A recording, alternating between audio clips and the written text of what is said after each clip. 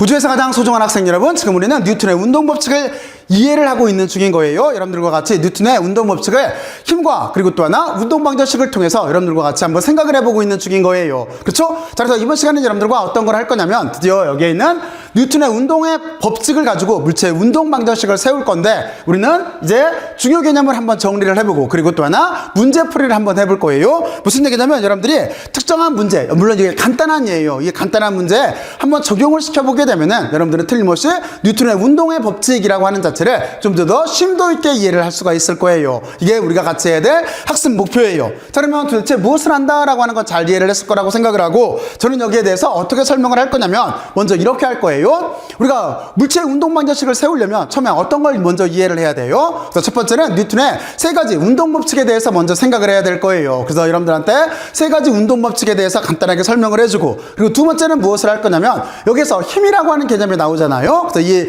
힘에 대해서, 힘은 몇 가지가 있어요? 그렇죠? 네 가지가 있죠. 그래서 네 가지 힘에 대해서 한번 생각을 해보고, 그리고 세 번째는 어떤 걸 알 거냐면은 우리가 이걸 바탕으로 해서 무엇을 그려야 돼요? 그렇죠? 시각화된 그림, 다시 말해서 자유물체의 그림을 그릴 수가 있어야 돼요. 그래서 이 자유물체의 그림을 그리는 방법에 대해서 간략하게 정리를 해주고, 그리고 이걸 바탕으로 해서 우리는 좀 전에 설명을 했듯이 간단한 문제에 적용을 시켜서 물체의 운동방정식을 한번 직접 한번 구해볼 거예요. 그러니까 순서는 이렇게 돼요. 뉴턴의 운동방정식, 뉴턴의 운동법칙을 이해를 하고, 그리고 두 번째 힘을 이해를 하고, 세 번째 자유물체를 이해를 하고, 네 번째 문제 적용을 시켜볼 거예요. 자, 그러면 도대체 무엇을 한다라고 하는 거에 대해서 여러분들은 이제 세부 사항을 이해를 했을 거라고 생각을 하고, 자, 이제 이쪽으로 이렇게 넘어가서 먼저 여러분들은 뉴턴의 운동법칙에 대해서 먼저 생각을 해봐야 돼요. 자, 그러면 먼저 뉴턴의 운동법칙에 대해서, 세 가지 운동법칙에 대해서 여러분들이 한번 지금부터 나름대로 스스로 정리들을 먼저 한번 해보세요. 지금부터 한번 해보세요.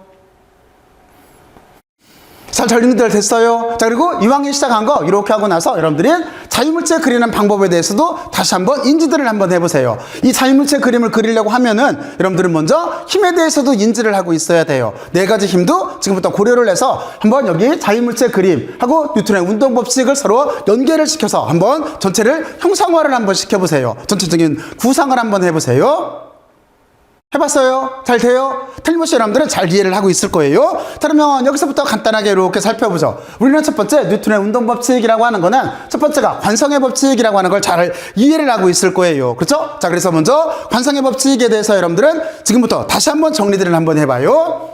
관성의 법칙 정리들 했어요. 자, 그리고 두 번째 법칙은 어떤 거냐면 여러분들이 잘 알고 있겠지만 이게 메인 법칙이에요. 여기 보면은 가속도의 법칙이라고 하는 게 있어요. 그리고 가속도의 법칙이라고 하는 거는 우리가 이제 운동방정식을 세울 때 세워야 될 가장 중요한 식 F=ma로 구성되어 있다라고 하는 건 여러분들은 잘 이해를 하고 있을 테고, 여기도 한번 이렇게 한번 읽어보면서 여러분들 나름대로 의미 부여를 지금부터 한번 다시 한번 해보세요.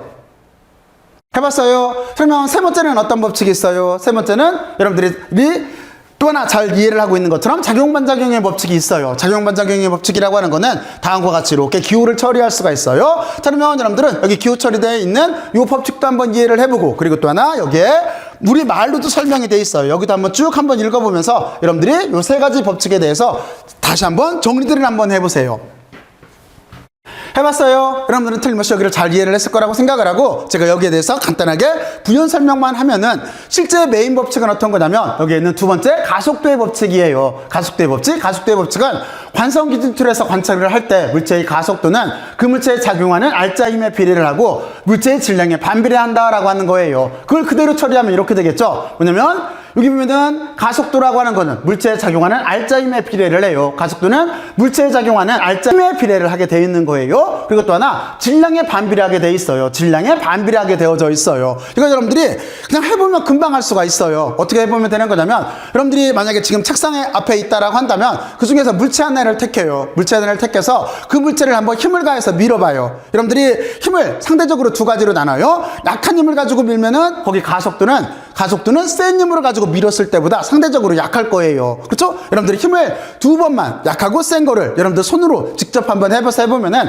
가속도가 달라진다라고 하는 걸 금방 느낄 수가 있어요. 첫 번째는 바로 그거고, 두 번째는 여기는 어떻게 하면 되는 거냐면 이제 물체를 두 개를 택해요. 서로 상대적으로 가볍고 무거운 물체를 택해요. 가벼운 물체를 같은 힘으로 한번 밀어봐요. 그리고 무거운 물체도 같은 힘으로 한번 밀어봐요. 그러면 틀림없이 가벼운 물체가 더 쉽게 움직인다라고 하는 걸 알 수가 있어요. 그렇죠? 여러분들이 만약에 책상 앞에 예를 들어서 탁 탁구공이 있다라고 한다면 여러분들이 한번 일정한 힘으로 한번 밀어봐요. 그거하고 또 하나 볼링공이 있다라고 생각을 하고 똑같은 한번 힘으로 밀어봐요. 그럼 어느 게 움직이기가 쉬울까요? 당연히 탁구공이 쉽겠죠? 바로 이거하고 똑같은 거예요. 또는 여러분들이 가벼운 책, 무거운 책을 한번 밀어봐요. 그러면 여기는 금방 우리가 이렇게 성립을 한다라고 하는 걸 알 수가 있어요. 그리고 이걸 바탕으로 해서 식을 쓰게 되면은 다음과 같이 이렇게 쓸 수가 있어요. 힘이라고 하는 거는 여기 질량과 가속도의 곱으로 이렇게 표현돼요. 다시 말해서 무슨 얘기냐면 질량 있는 물체는 힘을 가하면 움직인다라고 하는 뜻인 거예요. 그쵸? 이게 가속도의 법칙이 되는 거예요. 자, 그러면 여러분들은 여기까지 이렇게 한번 정리들을 한번 해봐요. 뉴턴의 이 법칙, 가속도의 법칙 정리들 해봤어요. 그러면 여러분들은 여기까지 잘 이해를 했을 거라고 생각을 하고, 그리고 1번 법칙과 3번 법칙이 있는데 먼저 3번 법칙부터 설명을 하면은 여기에 작용반작용의 법칙이라고 하는 게 있어요.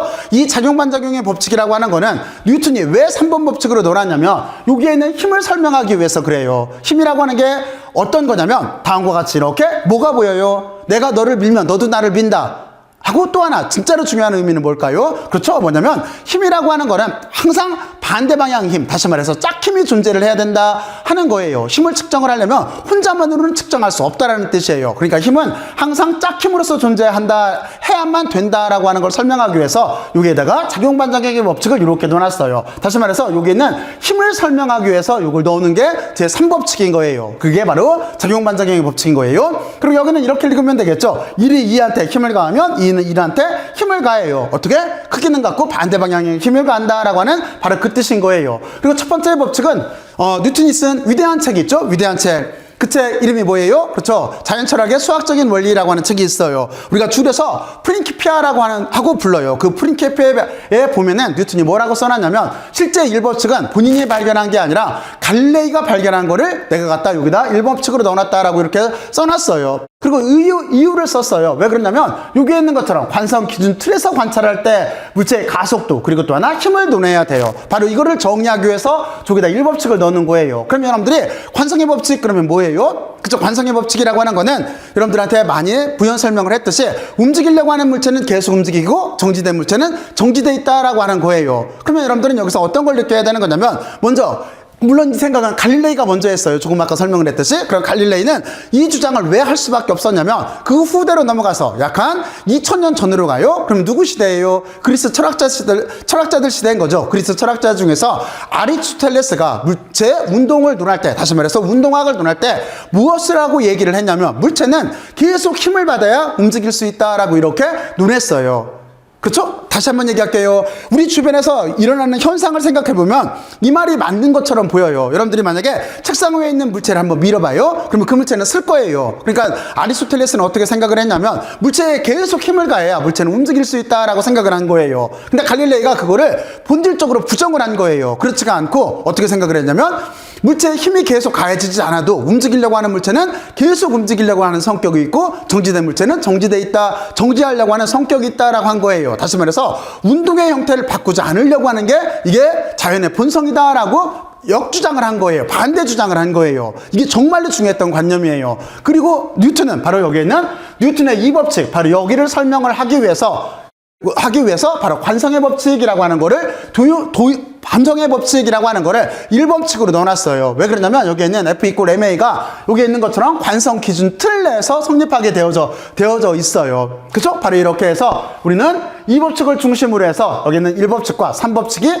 이 법칙을 부연 설명하고 있다라고 하는 걸 꼭 인지를 하고 있어야 돼요. 자, 그리고 여기 관성의 법칙과 의미와 작용반작용의 법칙의 의미에 대해서는 여러분들이 나름대로 스스로 한번 재정리들을 한번 해보세요. 물론 핵심은 여기에는 뉴턴의 이 법칙이에요. F = MA.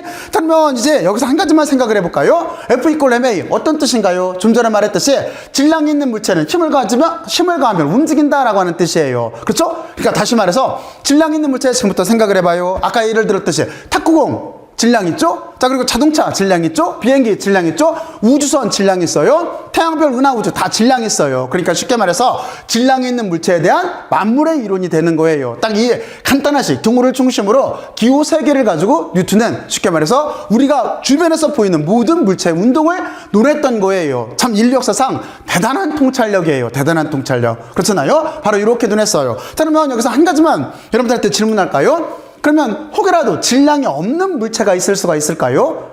이 지금 뉴턴의 이 법칙은 질량이 있는 물체에 대해서 통용되게 돼 있어요. 그러면 질량이 없는 물체가 있을 수가 있을까요? 혹시 질량이 없는 물체, 그런 물체가 있나요? 있죠? 어떤 게 있어요? 그렇죠. 대표적인 게 빛이에요, 빛. 그래서 빛과 같은 물체, 빛과 같이 질량이 없는 물체를 눈했던 게 누구예요? 그게 바로 아인슈타인이고, 그게 바로 특수상대성 이론부터 시작을 하는 거예요. 자, 그래서 여러분들은 이렇게 두 가지로 나눠서 한번 생각을 해봐요. 질량이 없는 물체에서도 꼭 한번 생각을 해보고, 그리고 여러분들이 잘 알고 있겠지만, 또는 혹심도 많고 관심도 많은 그 상대성 이론에 대해서도 여러분들이 겸사겸사 한번 이 기회에 알아두길 바래요. 자, 그리고 여기 단위 같은 건 아주 간단해요. 왜 그러냐면 여기 뉴턴으로 써져 있는데 왜 그랬을까요? 그렇죠? 뉴턴의 운동 법칙을 만들었으니까 여기에는 뉴턴의 N자를 따서 다음과 같이 이렇게 힘의 단위를 써요. 그리고 여기는 SI 유도 단위인 거죠. 뭐냐면 F 이퀄 MA니까 여기는 질량일 테니까 킬로그램, 여기는 SI 단위가 킬로그램, 여기는 가속도니까 미터 퍼 초의 제곱이 될 거예요. 그렇죠? 이 두 가지 곱으로 이렇게 돼 있는 게, 그러니까 뉴턴이라고 하는 힘이라고 하는 거를 SI 유도 단위로 이렇게 표현을 한 게 되는 거예요. 자, 그러면 여러분들은 여기까지 이렇게 뉴턴의 운동 법칙에 대해서 재정리를 했어요. 자, 그러면 이제 어떤 생각을 해봐야 되는 거냐면 우리는 이걸 가지고 이제 무엇을 해야 돼요? 그렇죠? 물체의 운동 법칙을 만들어야 되는데, 그러려면 여기 보면은 알짜 힘으로 표현이 되어져 있어요. 그렇죠? 그래서 우리는 이 힘에 대해서 한번 정리를 하고 넘어가야 돼요. 힘은 크게 봤을 때 몇 가지가 있어요? 여기도 여러분들한테 물론 수업 시간에 다 설명을 한 거기 때문에, 그리고 제가 또 동영상으로 다 만들어 놨기 때문에 간단하게만 부연 설명을 할 거예요. 힘은 몇 가지가 있어요? 총 4가지가 있죠. 우리가 물체에 지금 요 법칙을 써서 다룰 때, 그쵸? F 이퀄 MA를 떠서 다룰 때 우리가 다뤄야 될 힘은 4가지가 있어요. 어떤 것들이 있어요? 그래서 우리 생각해 봐요. 그리고 그거를 이미지화 시켜요. 시각화를 시켜요. 해봤어요? 자, 그러면 이제 여러분들은 이쪽으로 이렇게 넘어가서 중력부터 한번 알아보죠. 첫 번째 우리가 이제 다뤄야 될 힘이라고 하는 거는 중력이라고 하는 게 있어요. 중력이라고 하는 거는 지구가 물체에 작용하는 힘으로 되어져 있고, 우리는 어떻게 쓸 수가 있어요? F 이퀄 mg로 이렇게 쓸 수가 있는 거죠. 여기 마이너스가 붙어 있는 건 뭐냐면 여기 사과가 있다라고 생각을 했을 때, 다시 말해서 얘가 사과라고 생각을 해봐요. 사과 손 놓으면 어떻게 될까요? 아래쪽으로 떨어지죠. 그래서 저기에 마이너스가 붙어 있는 건 방향을 뜻하기 위해서 그런 거예요. 여기 J라고 하는 자체는 Y축 1차원 운동을 한다라고 하는 그 뜻이고, 그렇죠? 여러분들은 다음과 같이 이렇게 이해를 해두면 돼요. 자, 그리고 나서 중력은 F 이퀄 mg로 우리가 보통 이렇게 쓰게 되어져 있는데, 그리고 여기 G자를 붙인 거는 중력이 그래비테이셔널 포스이기 때문에 저는 기호를 이렇게 쓸게요. 여기를 기호를 이렇게 쓸 건데, 여기에 하나 지표면이라고 하는 말이 이렇게 있어요. 다시 말해서 F 이퀄 mg라고 하는 여기는 사과 같은 운동, 다시 말해서 지표면에서 가까운 물체 운동을 다룰 때가 다음과 같이 이렇게 F 이퀄 mg로 쓰여요.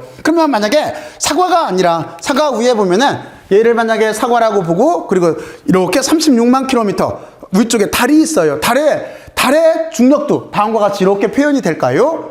그렇지가 않죠? 그렇죠? 그러니까 쉽게 말해서 여기에는 F 이퀄 mg라고 하는 거는 원래는 달과 같은 이렇게 보편적인 이거를 중력 위치 에너지라고 그래요. 그렇죠? 바로 이런 식을 다룰 때 우리가, 그러니까 포텐셜 에너지라고 하는 것들, 포텐셜, 중력 포텐셜 같은 것들을 다룰 때 여기에 실제적으로 보면은 F 이퀄 mg라고 하는 거는 그러니까 지표면에서 가까울 때를 다루는 바로 부분해인 거예요. 부분해. 그러니까 여러분들이 혹여라도 달과 같이 이렇게 일반적인 텀을 다룰 때는 어떻게 되나 하는 거는 나중에 가서 만유인력 법칙이라고 하는 걸 배울 때 그때 나올 거예요. 그러니까 여러분들이 만유인력 법칙에 혹여라도 관심이 있으면은 한번 그 부분을 찾아봐요. 그러면은 달과 같은 물체에서 중력이라고 하는 거는 도대체 어떻게 표현되나 하는, 다시 말해서 일반식이 나와요. 그 일반식으로부터 우리는 여기 있는 mg라고 하는 거를 유도할 수도 있어요. 지표면 가까이에서 사과에 끌리는 힘도 유도를 해서 나올 수가 있어요. 그러면 여러분들은 여기까지 이렇게 하나를 정리를 해놓고, 일단은 우리는 어떤 걸 쓸 거냐면 사과 같은 물체의 운동을 다룰 거기 때문에 F 이퀄 mg로 생각을 해놓을게요. 그리고 두 번째는 여러분들이 어떤 생각을 하면 되는 거냐면 다음과 같이 이렇게 수직항력이 있어요. 수직항력이라고 하는 거는 한 물체가 바닥을 누르는 힘에 대한 반작용 힘이라고 이렇게 정의가 되어져 있어요. 그러면 이거는 여러분들이 이 그림을 생각하면 쉽죠? 왜 그러냐면 물체는 틀림없이 아래쪽으로 중력이 작동할 거예요. 그런데 크기는 같고 반대의 힘이 생기는 거죠. 틀림없이 이 물체는 아래쪽으로 지구가 당기기 때문에 떨어지려고 할 거예요. 하지만 책상이 받치고 있어요. 그래서 다음과 같이 이렇게 크기는, 이쪽에서 잘 안 보일까요? 다음과 같이 이렇게 크기는 같고 반대 방향의 힘이 생기게 되는 거예요. 그걸 우리가 수직항력이라고 이렇게 말을 해요. 그런데 이 수직항력을 논할 때는 한 가지를 꼭 조심을 해야 돼요. 어떤 거냐면 이 물체가 여기 지표면에 수평으로 있는지 아니면 다음과 같이 이렇게 빗면으로 있는지에 따라서 여기 수직항력이라고 하는 개념이 달라져요. 다시 말해서 수직항력의 개념이 달라지는 게 아니라 수직항력의 크기가 달라지게 되어져 있어요. 그래서 여러분들은 그 점을 반드시 인지를 해야 돼요. 그래서 여기서 간단하게 보게 되면 어떻게 되어 있는 거냐면 다음과 같아요. 만약에 여기에 있는 칠판 지우개를 물체라고 한다면 물체가 이렇게 수평으로 있을 때는 수직항력은 어느 쪽으로 작용을 하냐면 이 위쪽으로 이렇게 작용을 하게 될 거예요. 여러분들 쪽에서 보이죠? 이쪽으로 이렇게 작용할 거예요. 근데 만약에 물체가 이렇게 경사를 가졌다라고 한다면 물체가 이렇게 세타라고 하는 경사를 가졌다라고 한다면 수직항력은 이 방향이 아니에요. 경사면의 수직한 방향, 이 방향인 거예요. 그래서 이렇게 수직항력은 경사 각도에 따라서 바뀌게 되어져 있어요. 이 점을 명심하고 있어야 돼요. 그러니까 쉽게 말해서 얘가 만약에 이렇게 내려가 있다라고 한다면 이 정도겠죠? 하지만 얘가 여기서 경사가 이렇게 올라갔다면 수직항력은 이쪽 방향이 될 거예요. 이렇게 꼭 세타라고 하는 각도를 고려를 해야 돼요. 그래서 이 수직항력이라고 하는 걸 논할 때는 여러분들이 중력에 대해서 또는 수직항력에 대해서 여기를 성분분해할 수가 있어야 돼요. 힘을 성분분해할 수가 있어야 돼요. 이 점을 꼭 명심을 해야 돼요. 자, 그러면 여러분들은 여기까지 이렇게 수직항력에 대해서 잘 이해를 했을 거라고 생각을 하고 이제 세 번째는 어떤 게 있어요? 세 번째는 다음과 같이 이렇게 장력이 있어요. 장력이라고 하는 거는 조기에 이렇게 정의된 대로 팽팽하게 당겨진 줄이 물체에 작용하는 힘을 말하는 거예요. 다시 말해서 이 힘은 물체를 이동시키는 일종의 외력인 거예요. 근데 여기서 중요한 건 어떤 거냐면 힘은 꼭 짝힘으로써 존재를 해요. 장력이라고 하는 자체는 다시 말해서 이쪽에서 생각하면 쉽겠네요. 여기서 이렇게 보게 되면은 여기 대문자 M인 물체가 있고 여기 사각형인 물체가 있고 동그란 물체가 있어요. 그래서 만약에 사각형인 물체가 동그란 물체를 끄는 장력이나 동그란 물체가 사각형 물체를 끄는 장력은 서로 크기가 같아요. 이 점을 명심해야 돼요. 여러분들이 여기에서 사람이 당기는 손과 여기 있는 물체 사이에도 똑같은 게 작동을 해요. 그러니까 사람이 물체를 당기는 장력이나 물체가 사람을 당기는 장력이나는 여기서도 보면 알겠지만 크기가 서로 같아요. 이걸 명심해야 돼요. 자, 그리고 우리는 지금 우리가 다루고 있는 이 주제 내에서는 장력은 어떻게 할 거냐면 이상적인 줄로 놓을 거예요. 이상적인 줄.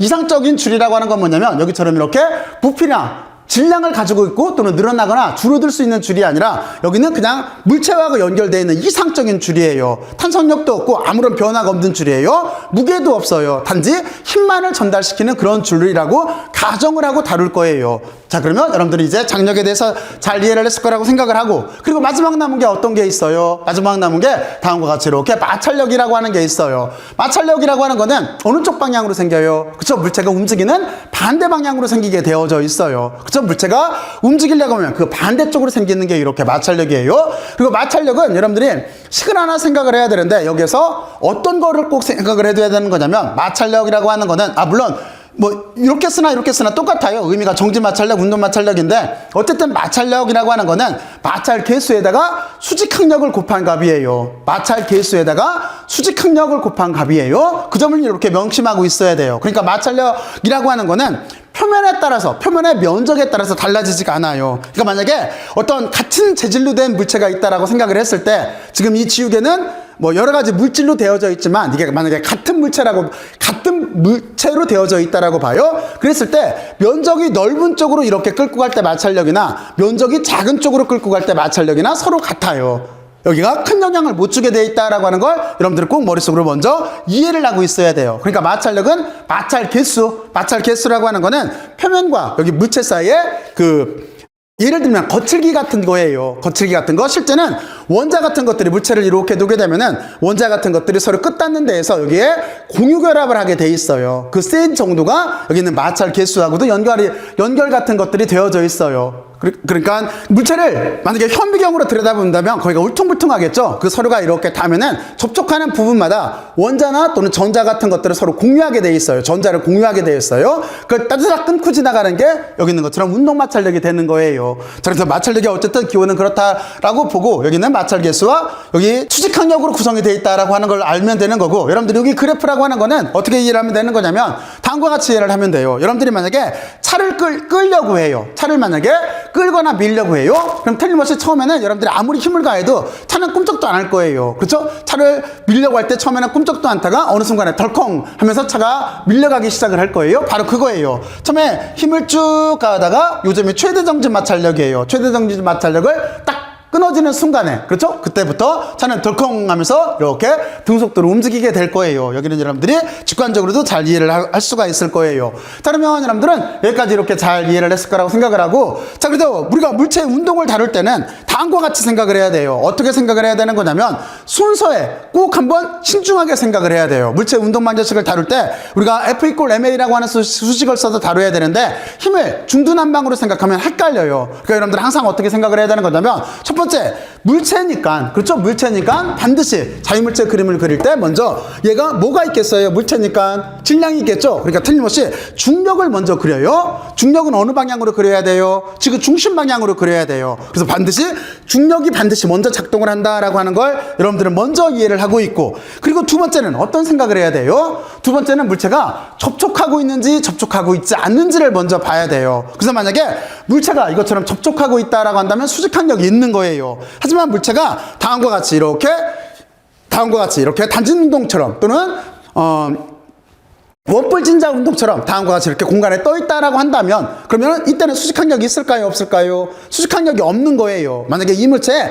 수직항력이 있으려면 제가 손으로 이렇게 받쳐야 돼요. 이러면 수직항력이 있는 거예요. 하지만 이렇게 되면 수직항력이 없는 거예요. 그러니까 여러분들은 무조건 먼저 중력을 논하고 중력을 그리고 그 뒤에 수직항력이 있는지를 봐야 돼요. 수직항력은 물체가 접촉하고 있는지를 봐야 돼요. 그래서 접촉하고 있으면 수직항력이 있는 거고, 접촉하고 있지 않으면 다음과 같이 이렇게 돼 있으면 수직항력은 없는 거예요. 이 점을 명심해야 돼요. 자, 그리고 나서 수직항력을 다룰 때는 꼭 어떻게 해야 되는 거냐면 이게 지표면하고 수평으로 물체가 있는지 아니면은 이렇게 경사면에 있는지를 봐야 돼요. 여기에 따라서 힘을 성분분해해야 돼요. 그렇죠? 바로 이렇게 돼 있을 때 이쪽 방향의 힘이라고 하는 자체는 중력을 성분분해했을 때 이렇게 Y'축 방향의 크기겠죠. 그렇죠? 그만큼 여기 있는 수직항력을 표현할 수가 있을 거예요. 바로 이런 식으로 우리는 세타 각도에 따라서 힘을 성분분해서 써야 돼요. 그리고 세 번째는 항상 어떤 생각을 해야 되는 거냐면 외력인 장력을 표시를 해줘야 돼요. 장력이라는 거를 꼭 고려를 해야 되고, 그리고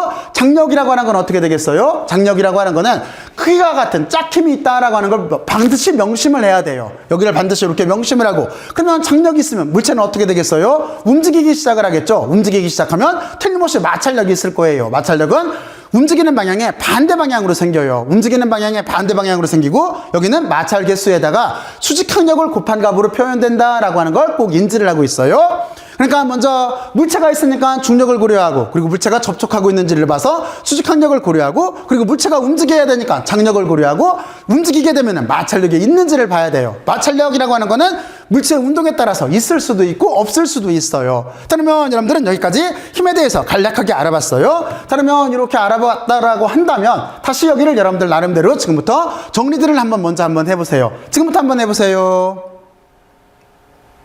해봤어요? 자, 그러면 이제 이걸 바탕으로 해서 우리는 어떻게 해야 돼요? 이제 여러분들은 뉴턴의 세 가지 운동 법칙도 알았고, 그리고 여기에 작동하는 네 가지 힘에 대해서도 알아봤어요. 그러면 이제 운동 방정식을 세워야 되는데, 운동 방정식은 무엇을 바탕으로 세워요? 그렇죠. 자유물체 그림을 바탕으로 세우는 거죠. 자, 그래서 우리는 이제 이쪽으로 이렇게 넘어가서 자유물체 그림에 대해서만 간략하게 알아보고, 여기서는 이제 운동 방정식을 세울 게 아니에요. 간략하게만 알아보고, 그리고 직접 한번 이제 문제에 적용을 시켜보죠. 자, 그러면 이쪽으로 이렇게 넘어가서 우리는 이쪽으로 넘어가야 되네요. 이렇게 넘어가서 다음과 같은 조건이에요. 이제 이 조건에서 우리는 자유물체 그림을 한번 그리는 방법에 대해서만 알아볼 거예요. 그리고 좀 전에 설명을 했듯이 우리는 그리는 방법에 대해서만 알아보고, 그리고 이제 곧 이 방법을 이용해서 물체의 운동 몇 가지 특정한 현상을 들 거예요. 그 현상에 적용을 시켜서 직접 한번 운동 방정식을 세워보죠. 자, 그러면 다음과 같은 조건에서 여러분들은 먼저 무엇을 생각해야 돼요? 지금 여기 보면은 어떤 사람이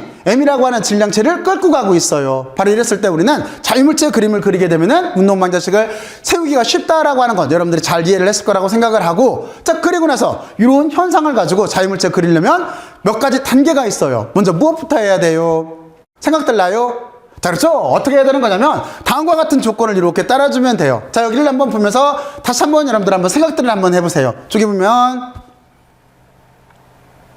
생각들 해봤어요. 첫 번째 어떻게 하면 돼요? 먼저 여러분들은 좌표를 그리고 물체를 입자로 표시를 해주고 그리고 질량 이름을 써주면 돼요. 그리고 두 번째, 조 현상을 보고 나서 여러분들이 조금 아까 했던 네 가지 힘을 보고 나서 그 힘이 조 물체에 어떻게 작동하나 라고 하는 걸 이해를 한 다음에 그걸 여기 있는 좌표 공간에다 표시를 해주면 돼요. 표시를 할 때는 벡터로 표시를 해주면 돼요. 그리고 세 번째는 가속도의 방향을 표시를 해주면 돼요.